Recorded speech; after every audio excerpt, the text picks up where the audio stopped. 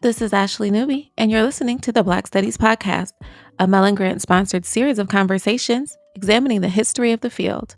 Our conversations engage with a wide range of activists and scholars, senior figures in the field, late doctoral students, cultural workers, political organizers, and everyone in between in order to explore the cultural and political meaning of Black studies as an area of inquiry and its critical methods. Hello, everyone, and welcome to another episode of the Black Studies Podcast. Today, I have the distinct honor to speak with Dr. Brenda Stevenson, the Nichol Family Endowed Chair in the Department of History and Professor of African American Studies at UCLA. She was the inaugural Hillary Rodman Clinton Chair in Women's History at St. John's College at Oxford University. She's a social historian whose work is centered on gender, race, family, and social conflict in America and the Atlantic world, from the colonial period through the late 20th century.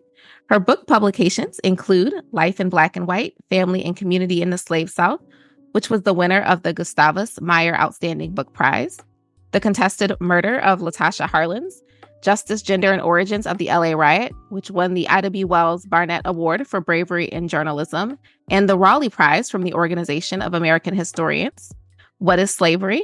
And most recently, What Sorrows Labor in My Parents' Breast, A History of the Enslaved Black Family. Thank you so much for being with us today, Dr. Stevenson. Thank you very much for having me. So, I know that your work definitely looks at the intersection of race, gender, and family. And you have done a lot of preeminent work and influential work for the field of Black studies. How did you get into the field itself? Well, I was raised Black. I'll just start by saying that, and I thank my parents for that. You know, I was raised in a Black community, in a Black household, in a Black church, and so that was always an identity that I had as being a person of African descent, of being a Black person. I'm from the American South, as are my parents. And that always influenced, just my sense of the way in which I looked at the world. And so when I went to the University of Virginia as an undergraduate, it took me a long time to figure out my major, but then I ended up majoring in Black Studies. Then I went from there to Yale to work in African American Studies in the for the MA program. And so my advisor in the PhD program was a pioneer in African American history, Professor John Blasingame. And so I've just been truly, truly blessed to have been born and raised and taught what it is to be Black and to appreciate it, to be proud of it, and to try to explore it intellectually so that other people can know that we are a magnificent people with a magnificent history. That's what I've always wanted to do since I've become an academic. And so that's how I got started, and that's where I still am. So as both someone who has a background in Black studies, but also as a social historian, how do you situate yourself in both Black studies and history?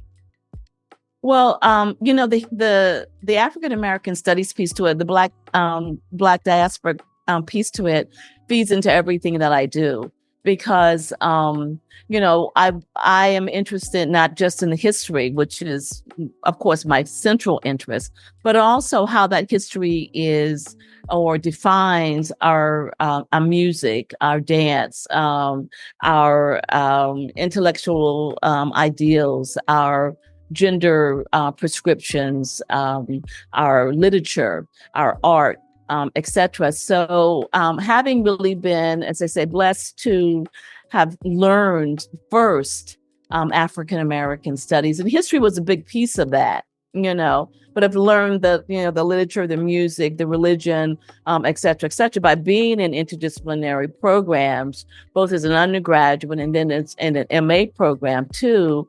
The history was never just stood alone for me. This was all part of the history, and it continues to do so. So I'm interested in, all aspects of Black life. That is a part of our history. You can't sort of tear away the religion or tear away the dance or the music or the jokes or without taking something away from the history itself. And that's the intersection for me. It's truly interwoven. Building on that question, I'm curious Mhm. as to what you see as the ways in which Black Studies provides us with a better or fuller framework with which to look at history. Oh, I think it definitely provides it with a fuller way of looking at history. It's interdisciplinary, so everything works together. Everything informs, or should at least inform, other things. If I wasn't doing history, if I was doing literature, for example, then I would have to, not only learn the literature better than I know it, but also learn the history of that literature. What's the historical context? What is the cultural context? What is the societal context for that literature being developed? And so I think that anyone who does the work of Black studies is also doing work in these other disciplines as well. It's very difficult to isolate a specific discipline that deals with Black people without looking at the larger social, cultural, political, economic, context of it. And so that's what I really try to include in my work. And I also try to teach my students to do the same thing in their work. So on that note, right, the pedagogy piece, I'm very interested in general on what we do in Black Studies classrooms, like how we teach Black Studies and whether or not Black Studies classrooms do or should look different than a more traditional disciplinary classroom or a class that's supposed to be strictly in a particular discipline. So can you elaborate a little bit on how Black Studies informs your teaching? Well, Black Studies informs my teaching sort of in the same way that it informs my research and my writing, which is that I want to make certain that my students understand that the experiences of Black people is not something that you can isolate in one particular discipline. It is something that if you're going to speak broadly about a group of people, then you have to be inclusive. You've got to include, the perspectives of all different kinds of people underneath that umbrella. But also, you've got to look at the various aspects of our lives, of our history, of our potential future, et cetera, et cetera. And not only the ways in which we just interact with one another in our communities, in our families, in our institutions, but also how we interact with other people too. And so, and how they interact with us. So I always want my students to understand that we're talking about a very dynamic group of people, and that we're talking about, and that dynamism is not just something that you find within the Black community, but that you find that it's impacted the entire world, and our nation, state, city, whatever, geopolitical entity that you want to look at that time. I want them to look at,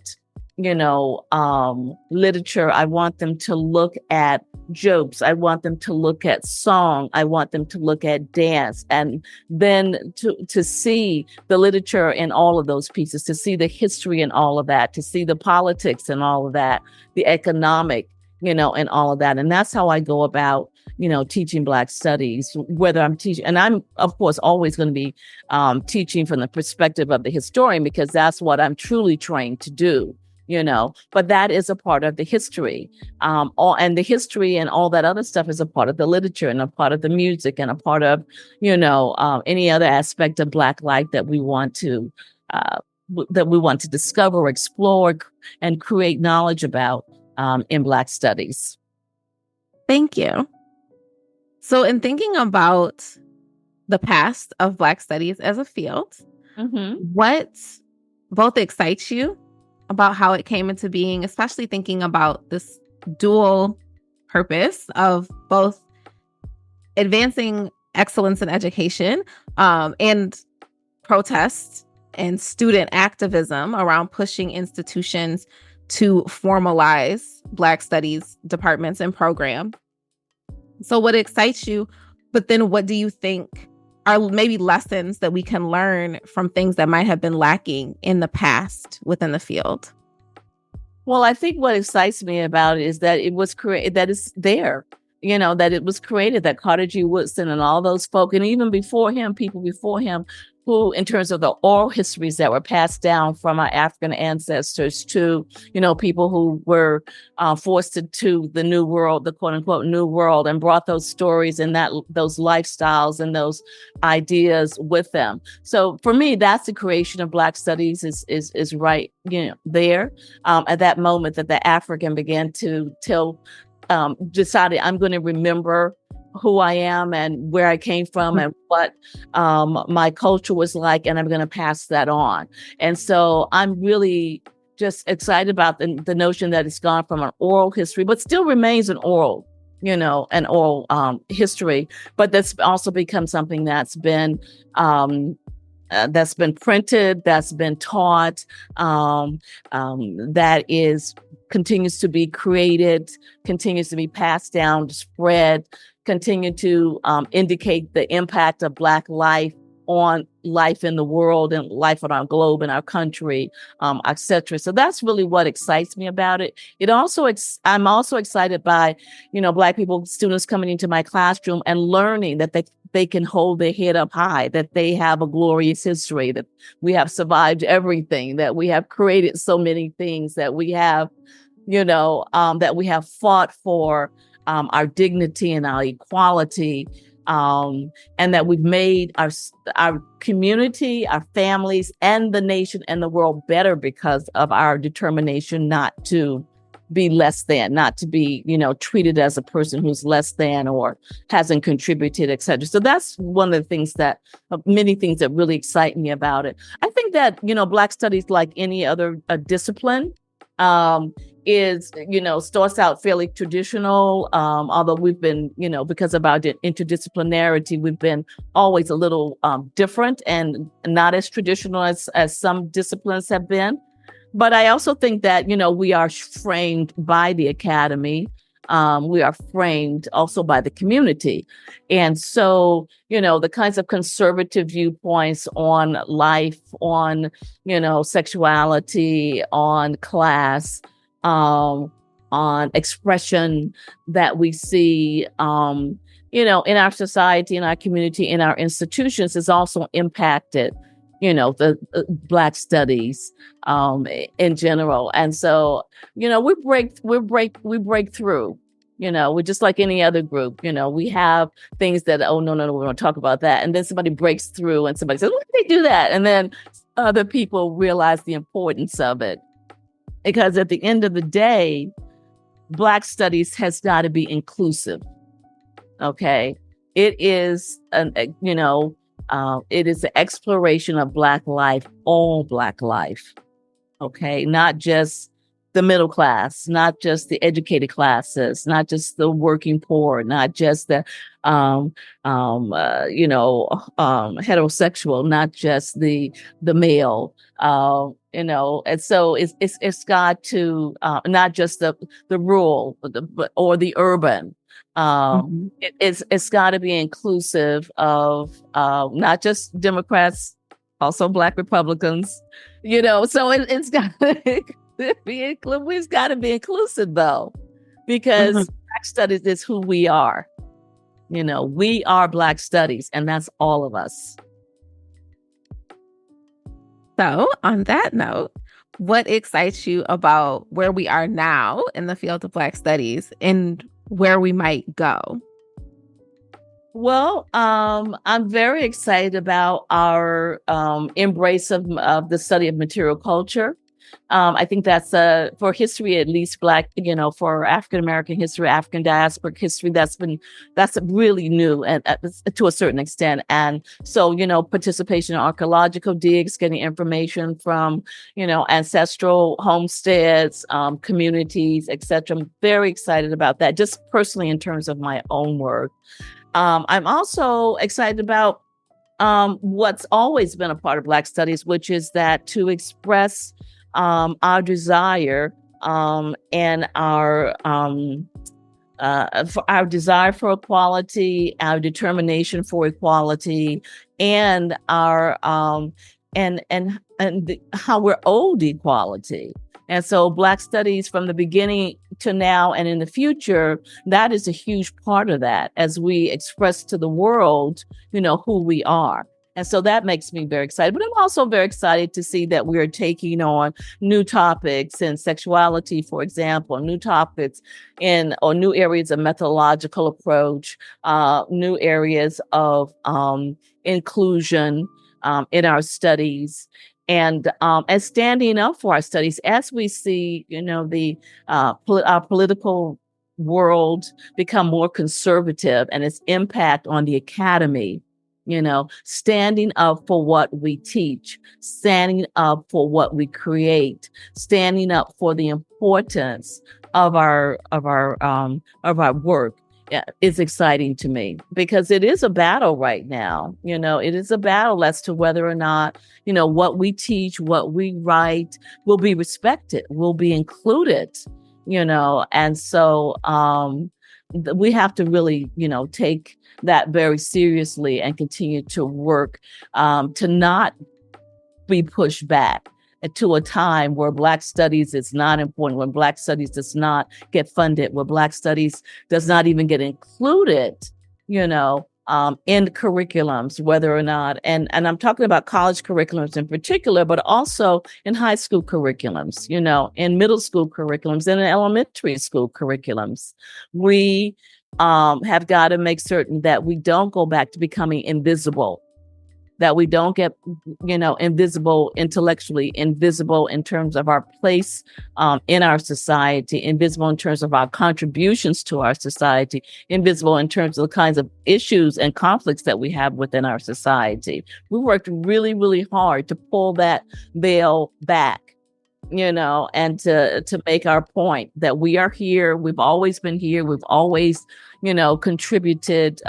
We have always worked hard, etc. And we've always built up this country. And to have that disappear because people decide that, oh, we had a harsh history.